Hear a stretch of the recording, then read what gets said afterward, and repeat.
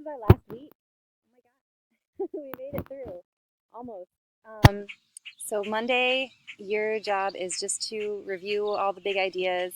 I'll sum it up for you. The things you need to know aside from what everyone else needs to know for each of these units. Graphing and CER, I'll probably ask you guys of some examples of real live um, parabolas and kind of describe how they're used and why that shape is useful. Um, with motion and speed, we just got into acceleration a little bit early. That's all we really did there.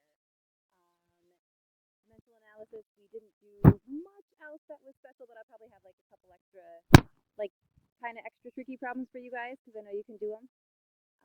Forces in motion, really understanding how to translate graphs between position time graphs and velocity time graphs, and having a really good understanding of like what each one is saying as far in terms of velocity and acceleration. Um, so yeah, Monday we're just going to be. You'll have some time to review that. We'll probably.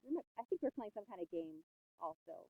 Um, and then our final is going to be Wednesday from 1:30 to 3, and you'll be done at that point. The format of the final is a Google form that is auto-graded, so you'll know what your score is right away, and you can retake it until you're satisfied with your score.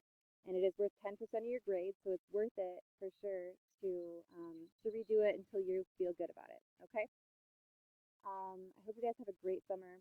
I have been super impressed with you guys all year. Just every time I hand out something that is challenging, and I know it's going to make your brains hurt a little bit, you guys step up to the challenge and you figure it out, and you just do really good work. And I'm super proud of you guys, and I can't wait to see the great things that you do in the next few years and in your lives. So it's been great to have you guys as students, and I hope you guys had a good year. And yeah, keep in touch. I'll see you guys later. Bye.